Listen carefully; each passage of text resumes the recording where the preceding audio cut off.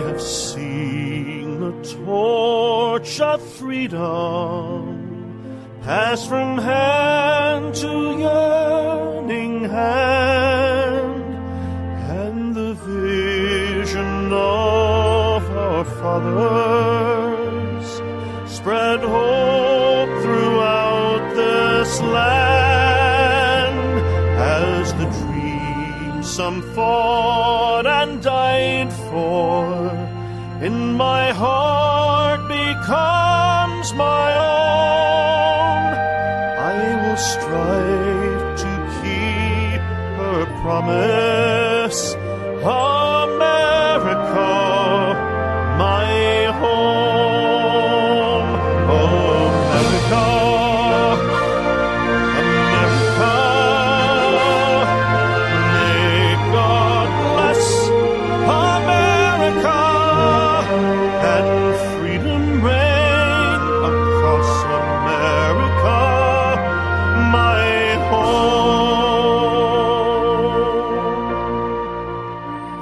From the shorelines to the prairies, to the cities great and small, we have reaped the fruits of justice and liberty for all.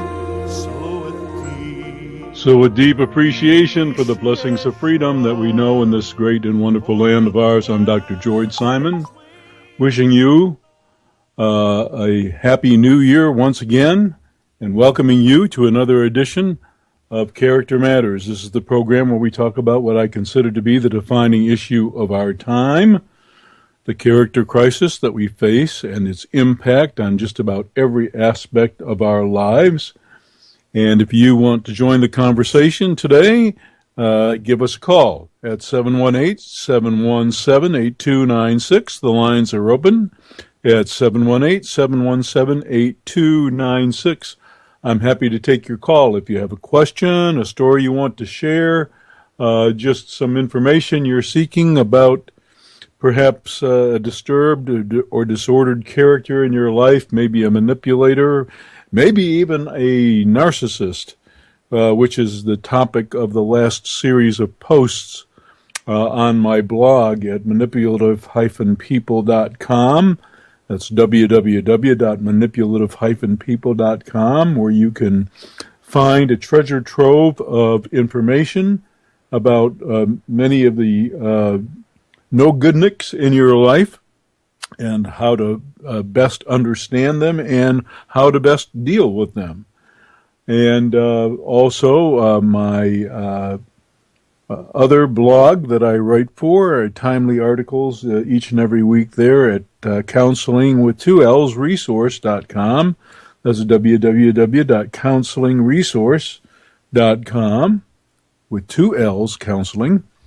And also my books, In Sheep's Clothing, Understanding and Dealing with Manipulative People, the international bestseller on dealing with manipulative folks, understanding what they're really all about, how they manage to get the better of you, how to recognize their tactics and deal with them appropriately.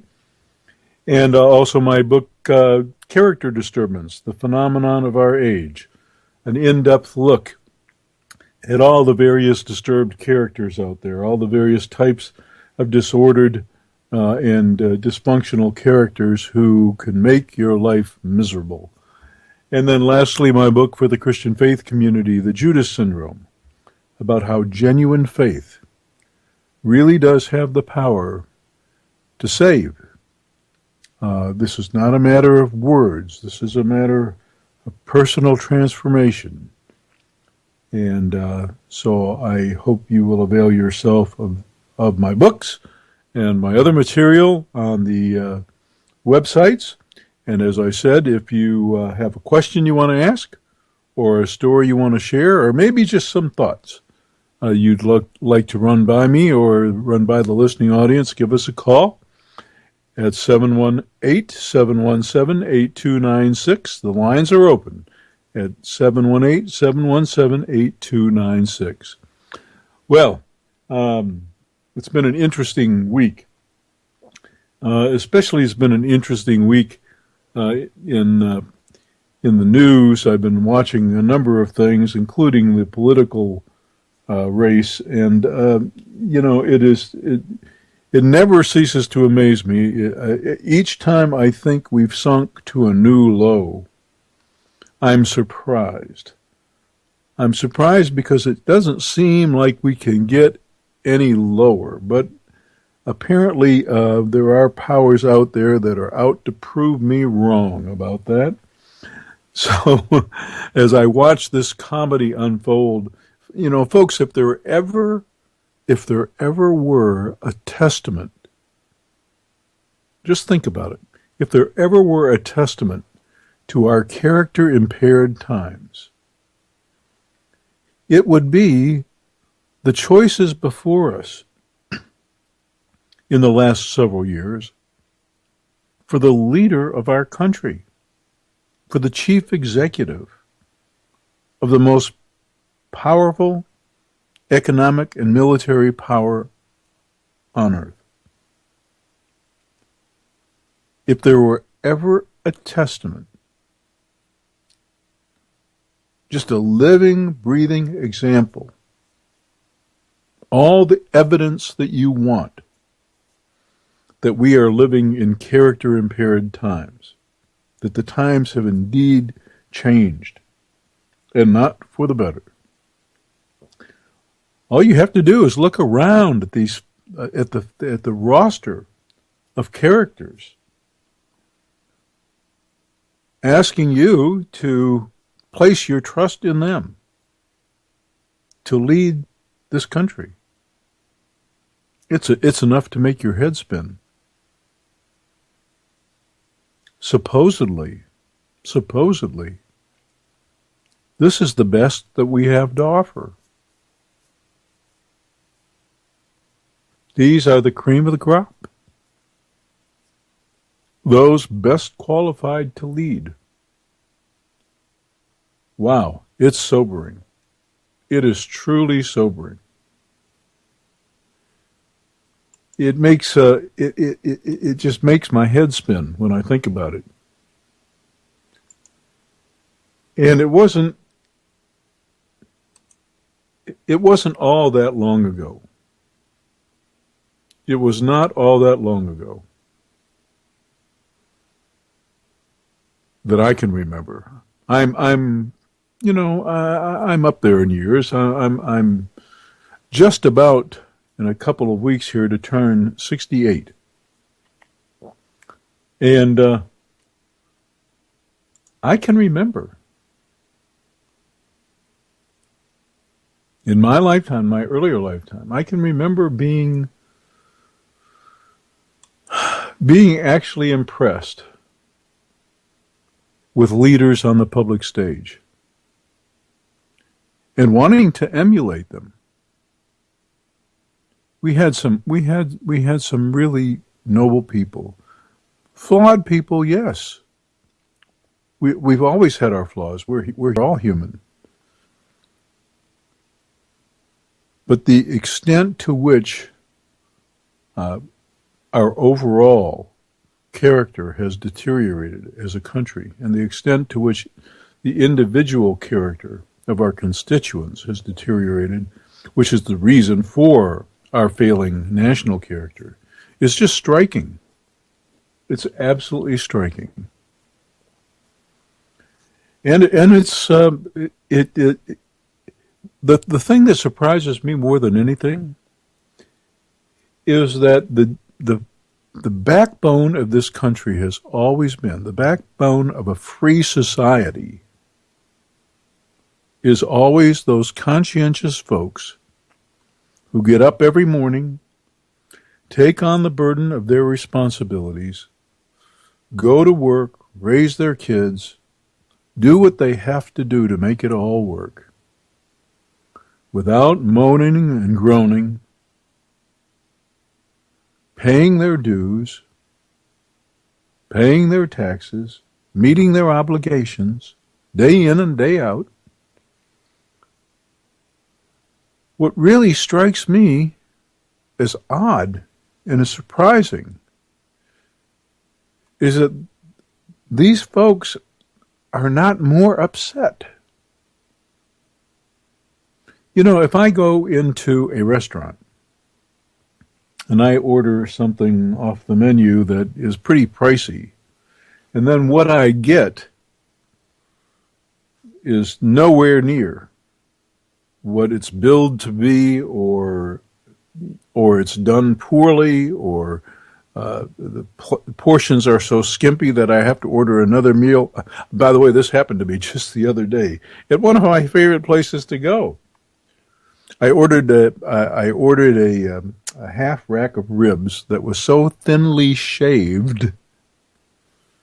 That's a term that the butchers use when they're cutting the meat so thin that there's going to be very much meat on those bones. And that's what they served in this restaurant. So I had a half rack of ribs, and I had to stop somewhere on the way home because I was still hungry. And I paid a premium price for this. And so when that happens, you get irritated. And you don't want to be very generous with your tip. As a matter of fact, you think about not going back again. And I don't know why the decent, responsibility-bearing individuals in our country have not had it up to their eyeballs with all the blatant irresponsibility and insensitivity and poor character on display by those who would lead us. Shame on them, yes, but also shame on us for not being more vocal. Now, in all fairness, I think a lot of that has to do with the fact that the burdens on average folks are greater than they've ever been. The burden is pretty great, so most people don't have either the time or the energy to do more than they're already doing. And I think that folks within the power structure, I think they know that. I think they know that the average person is already pretty overburdened. So I think we have basically the politics of appeasement going on. But if ever there were a time for those decent folks among us who make it all work to get pretty riled up and perturbed, it would be now. Because first of all, we're not getting our money's worth in a lot of areas. And secondly, there are many folks not paying their fair share.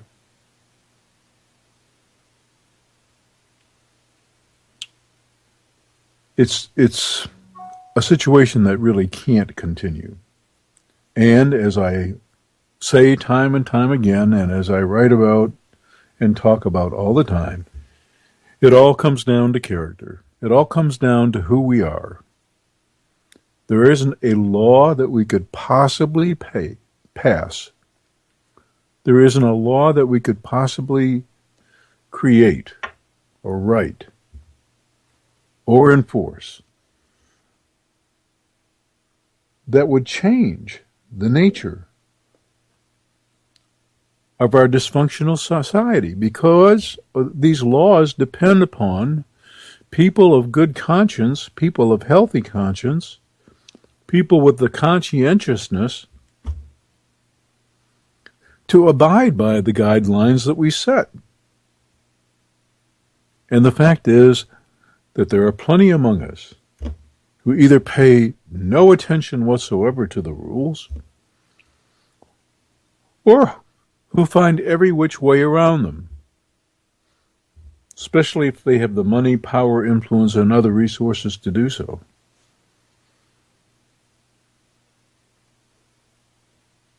It all comes down to character. It always has, it always will. And in that vein, I've been posting a series of articles on narcissism. The past few weeks, I'm going to be buttoning it up in the next couple of weeks.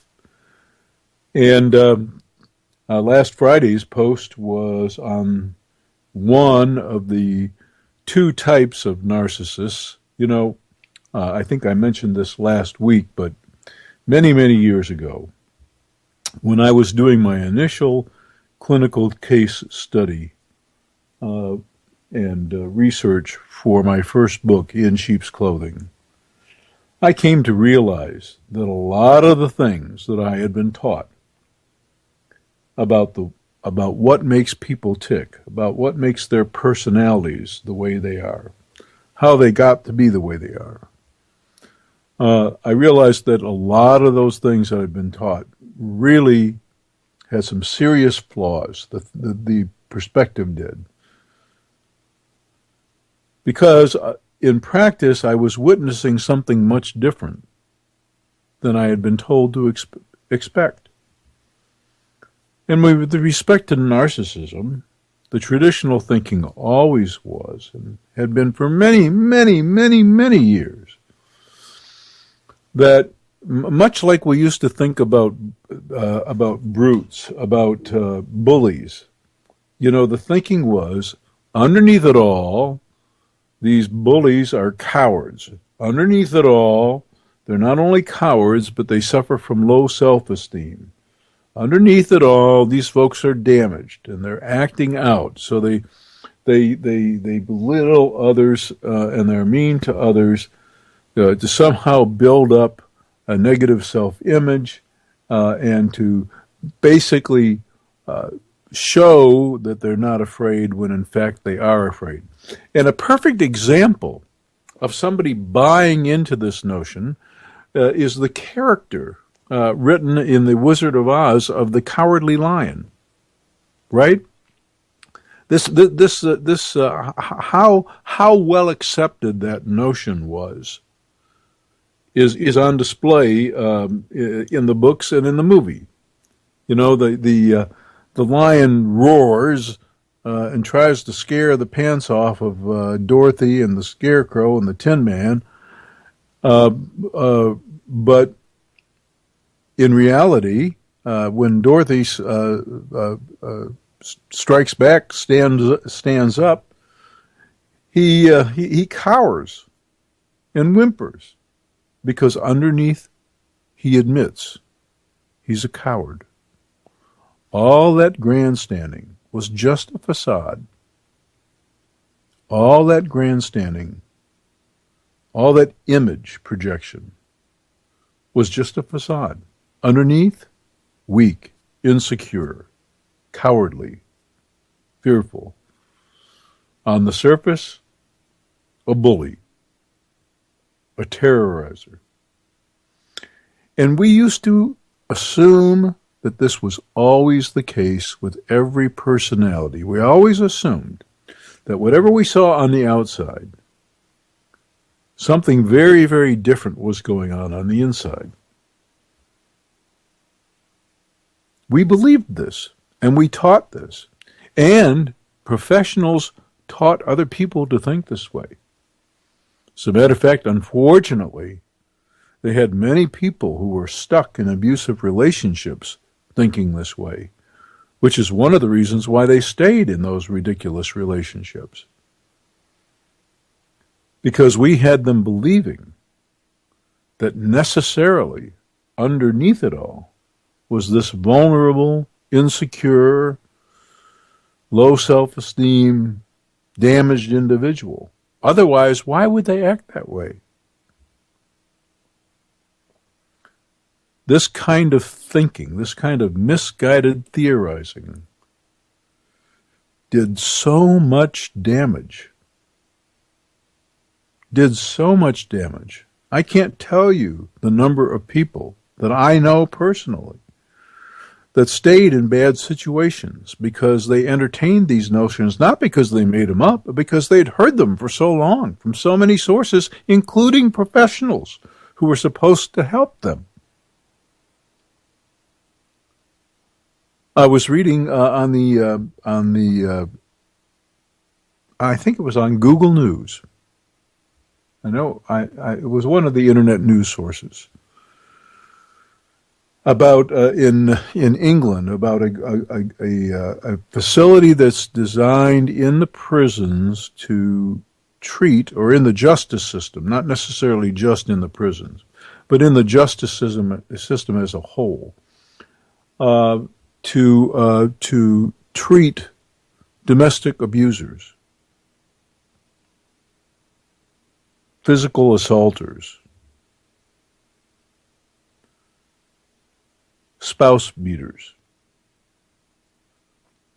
And they've had an epiphany of sort. They thought, because, and here once again, buying in to a theoretical model that can be harmful because of how overly and inappropriately interpreted it is. Looking at the family as a system and believing that therefore everybody must play a part.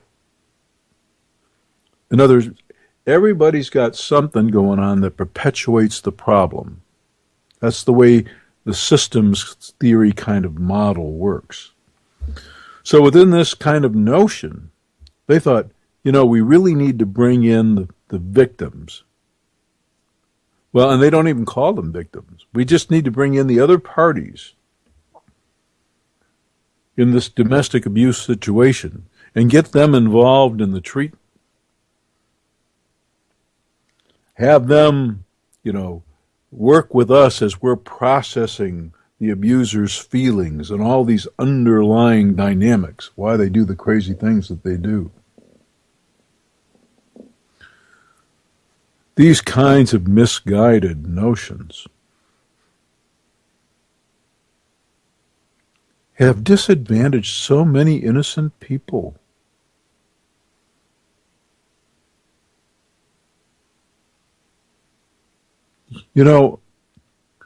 I have seen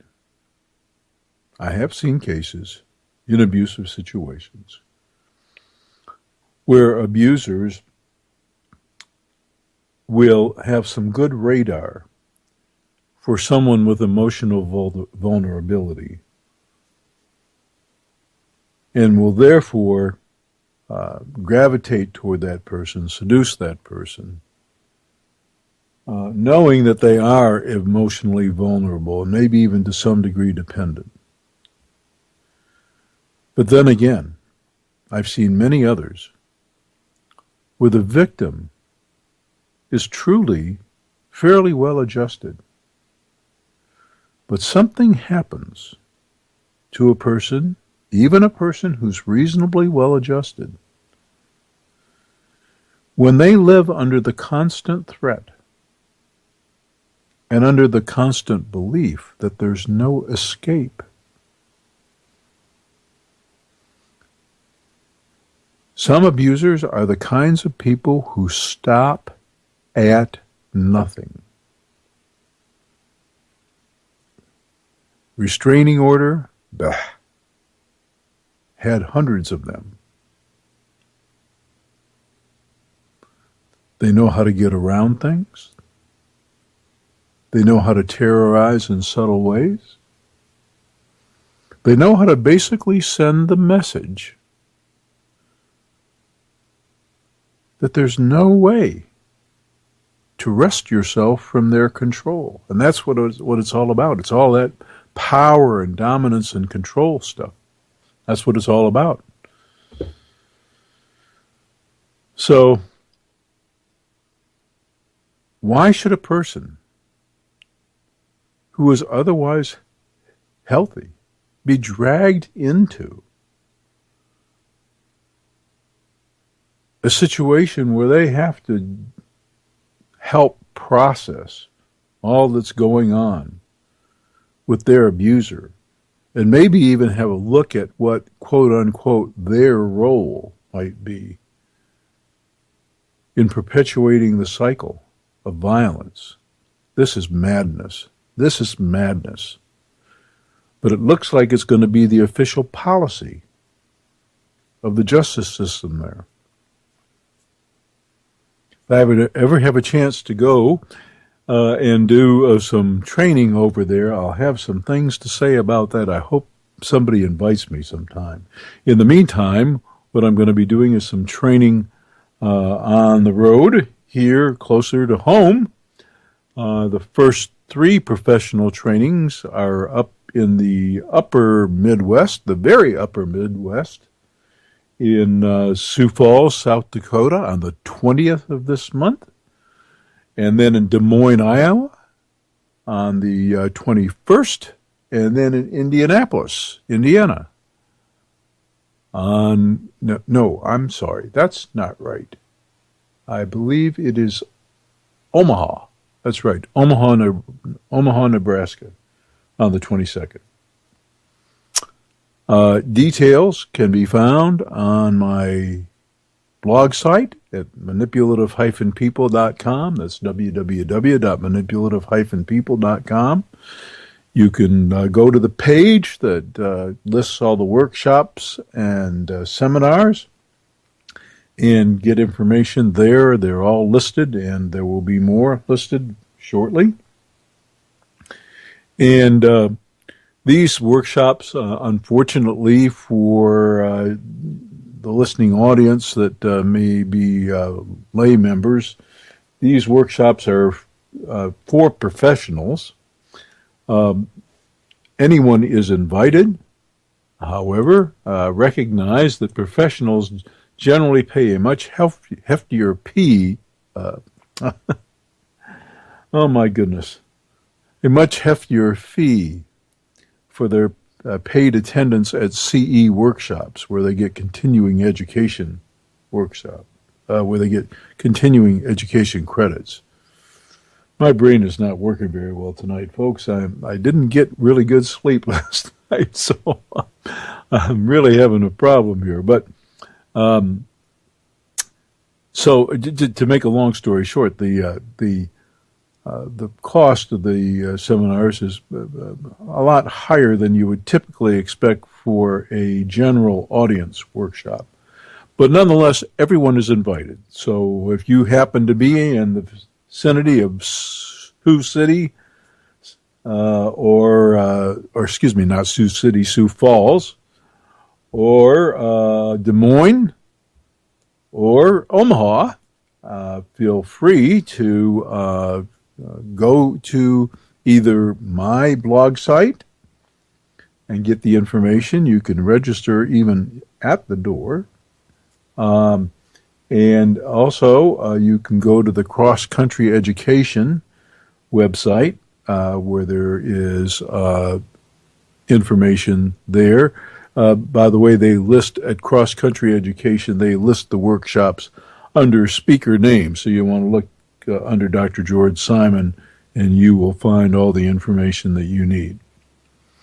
Once again, if you want to join the conversation tonight, the lines are open at 718-717-8296. That's 718-717-8296. I'm happy to take your call if you have a general question you want to ask, if you have a story you want to share, some ideas that you want to bounce off me, some critique maybe of some of the stuff written. I'm happy to hear what you have to say, and happy to talk with you. That's at 718-717-8296. Let me mention a little bit more about the series of articles that I've been writing on narcissists. You know, I started out by saying, and then I got sidetracked, that when I was gathering data, doing my clinical research for my first book, In Sheep's Clothing, I came to realize, not only, as I mentioned earlier, that a lot of what I had been taught just really didn't apply, but I realized why.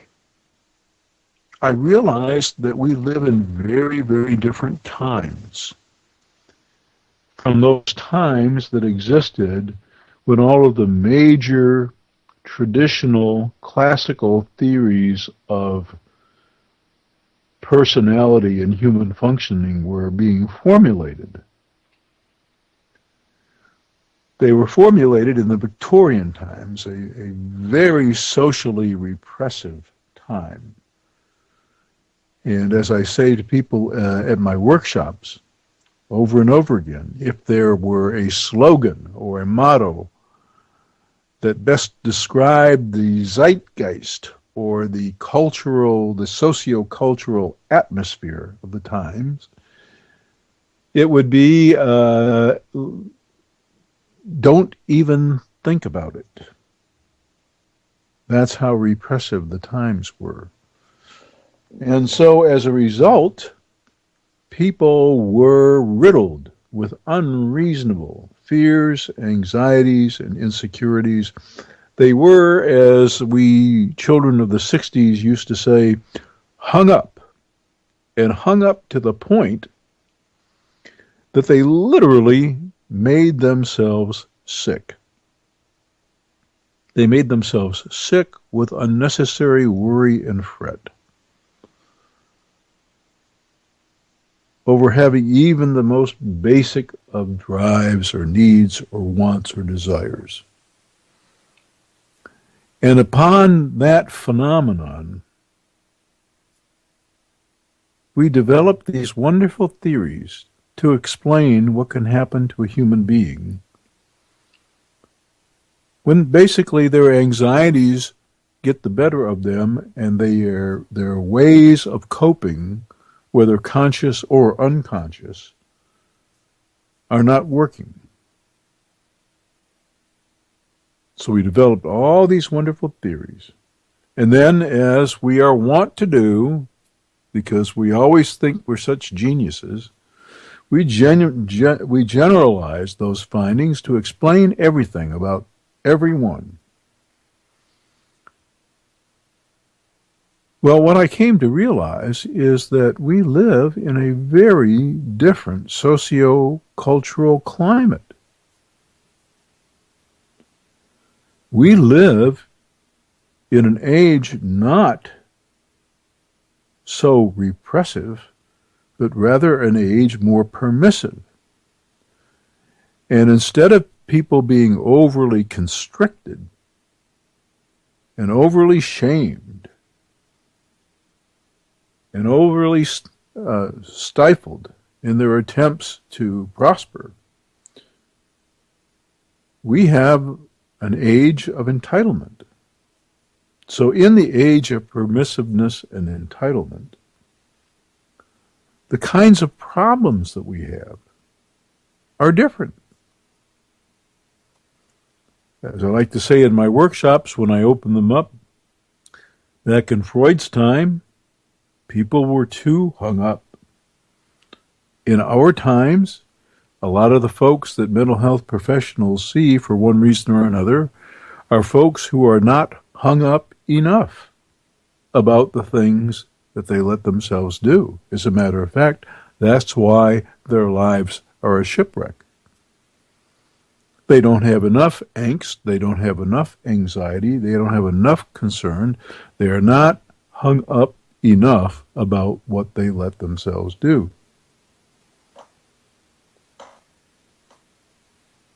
And therein lies the problem. We didn't have a psychology for that. We had a perfect psychology for those folks making themselves sick with unnecessary worry and over-conscientiousness, but we didn't have a satisfactory psychology for the folks who were making everybody else miserable. They felt just fine, but everybody else around them wanted to tear their hair out because of what a pain it was to deal with them, to handle their irresponsibilities, to handle their impulsive behavior, to deal with the fallout of that, to clean up the messes that they left. It was a whole different time, and we needed a whole different psychology. And at the time the new psychology that we needed was barely emerging. So I was in a position where I kind of had to invent some things. And one of the things that I noticed, first off, was that some of these old notions, like all bullies are cowards underneath, and all people who act all that are insecure and suffering from low self-esteem underneath, I realized very early on that in our times, this is not always true. As a matter of fact, it's less true. Much less true. It's hardly ever true. Most of the time, what you see is what you get. If only there were something more vulnerable underneath it all. And so, in my early writings, I noticed this about narcissists. I had many encounters with narcissistic individuals. And I would say out of 100 or so, maybe 5 or 6 met the criteria, the old criteria, for folks who had really put on basically an act, a facade. They acted all that, but inwardly they didn't feel all that. They simply acted that way for show, for impression management, to cast an image, like the cowardly lion.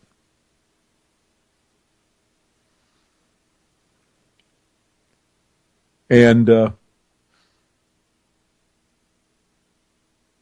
the other 95%, the other 95 out of 100, were really, sincerely egomaniacal, with or without any kind of foundation. Whether there was some legitimate reason for them to feel so all that was totally irrelevant. In some cases, the folks had something to speak for themselves. Maybe they were successful business people. Maybe they had a lot of political influence. Maybe they had risen to great positions, either socially, in their town, politically, or whatever.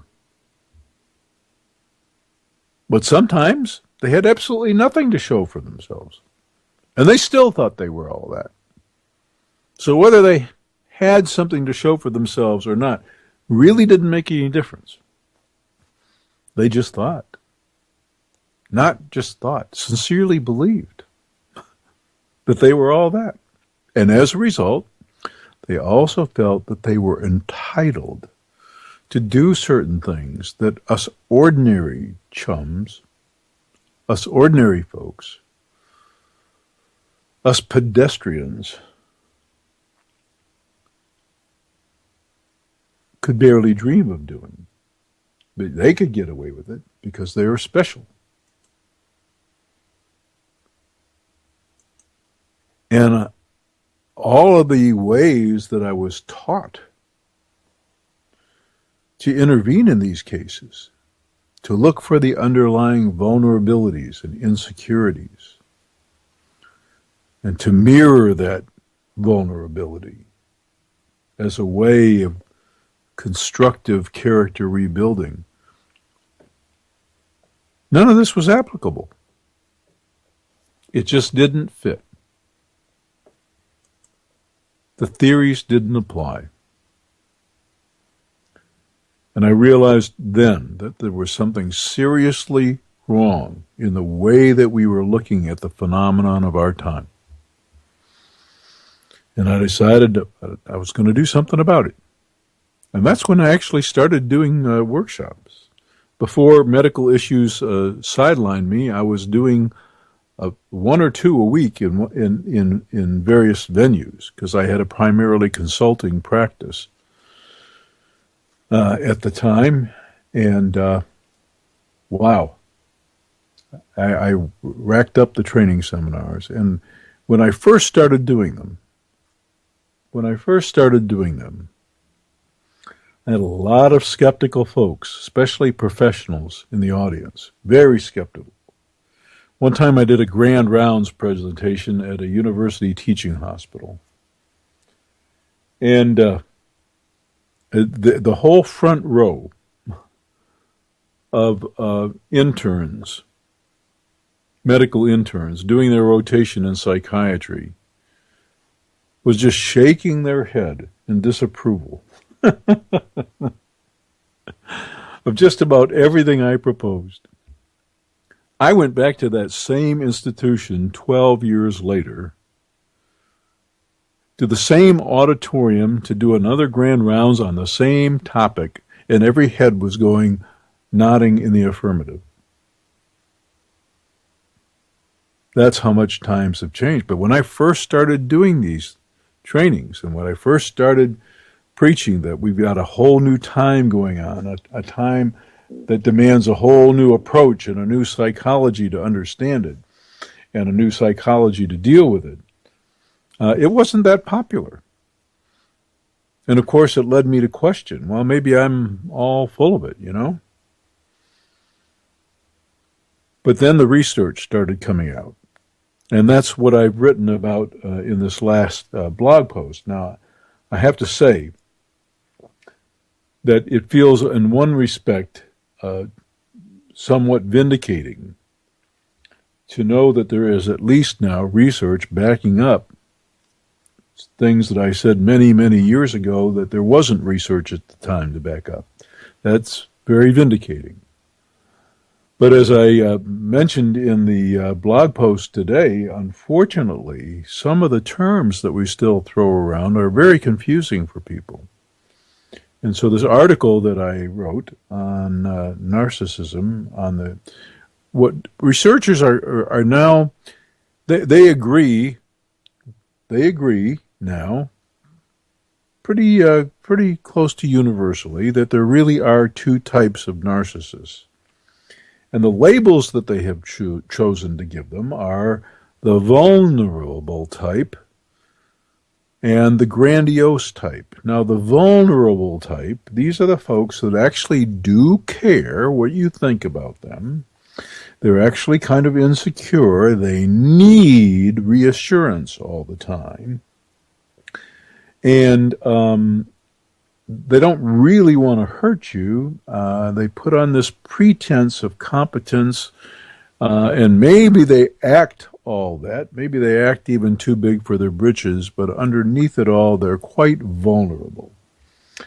And then there's the other type that they call the grandiose narcissists. These are the folks who don't really care what you think because they believe that they are something special and so superior to you that you don't really count anyway, and they don't need you anyway. They don't really need anybody that isn't just like them. And even folks that are just like them, they're in competition with. So, it's not something that it's not something that they're compensating for. It's something that they believe right to their core. They just know they're great. And the problem is that by using these labels, folks who see grandiosity, but yet sense some vulnerability in the person will say, well, maybe this isn't right. So I early on did not use these labels, and I still don't like these new labels that have come up. I agree. I always have. I agreed long before the research community agreed that there are two kinds of personality types. There are two kinds of narcissists even. There's two kinds of just about every personality type. One is more neurotic, and that is, one is more inwardly conflicted, dealing with unresolved emotional conflicts and issues. And the other type just is who they are. They are who they are, to the core. What you see is not a pretense. It's them. It's who they are. Now, I've got to tell you that many a person has labored under a really horrible situation because they were hesitant to believe that. In other words, they couldn't accept. It was too painful to accept that a person could be just who it is that they appeared to be. Not only that, if they had some gut hunches that maybe the person is as bad as they thought they were, they had all this pop psychology for years and years and years telling them, well, that's just what you see on the surface. Underneath it all, and there's something else going on. And then worse than that, maybe they even tried to get help. And they went to a mental health professional. And the mental health professional was still stuck in that old mindset, that old framework, that old classical mindset that developed, those theories that developed back in the Victorian times when people were literally making themselves sick with worry. And then the professional reinforced in this person's mind that underneath it all, the person must be dealing with insecurities. It's just, it's a crying shame. It's a crying shame how many people stayed in really bad situations because of those misguided notions. I will tell you that even more edifying, even more validating, even more vindicating than the notion that researchers are finally finding evidence for several of the things that I was preaching about basically many years ago. Even more so than that is getting letters and emails and other forms of contact from individuals who say that if they either got my book In Sheep's Clothing or my book Character Disturbance or the Judas Syndrome, any one of those three books, or they've read articles online, just coming to see a new perspective that made so much more sense and that resonated with their gut feelings. Just having a professional say, you're not crazy after all. You suspected this? You're right. That is who they are. And there's nothing very different underneath. They're the way they are through and through. Just having somebody say, somebody with credentials, somebody with fancy letters after their name, just having somebody say, you know, this can happen. There can be people that disturbed in character, that impaired in character, and that character disturbance is authentic. It's not a pretense. Just having someone affirm that was life-changing for many people. It changed everything. And so when I get a note from somebody that says that their life was changed completely, once they had that aha moment, once they had that light bulb moment of realizing that they had it right all along in their gut, but they were afraid to trust it. And now somebody came along and validated them. And that changed everything. Well, I'm just telling you folks, there's nothing more edifying than that. Nothing more edifying than that. And I cannot tell you how many times that's happened. I get hundreds of emails a month. And unfortunately, the vast majority of them deal with the same topics over and over. Number one on the list is always asking for a referral to somebody, a professional in the person's area who, quote unquote, gets it when it comes to character disturbance. Because most people who are living with a disturbed character of some type have tried to get help many times and have been really stymied in the process and really disappointed and sometimes even victimized by the process itself. I have an article about therapy-induced trauma on my blog site if you want to read that. But second to that question is always a comment from somebody about how merely becoming acquainted with a new perspective, merely seeing the person that they were dealing with in a different light, casting off all those old notions,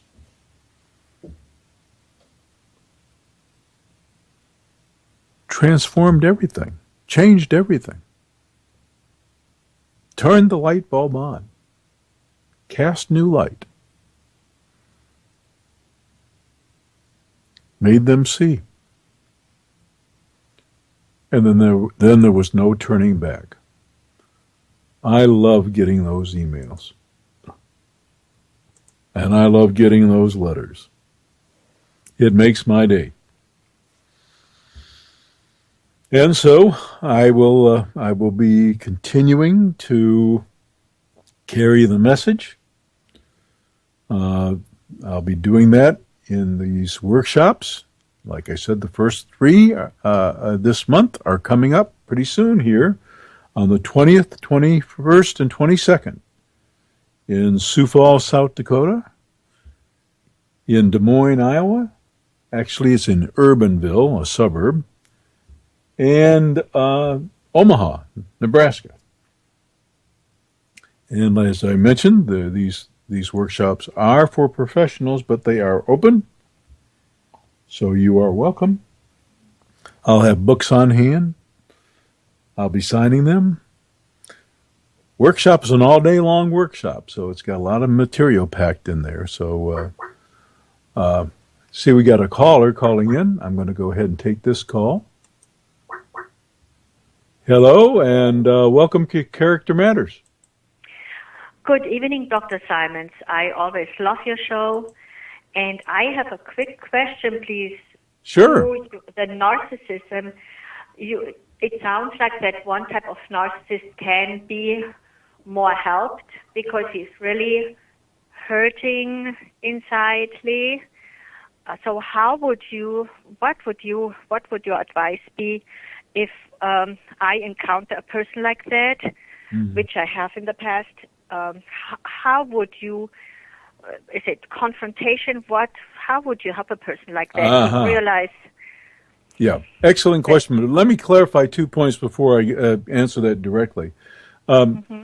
Both types of narcissists can actually be helped. Now, one type is much more amenable to the help. The vulnerable type or the neurotic type is much more amenable, especially to the traditional methods of help.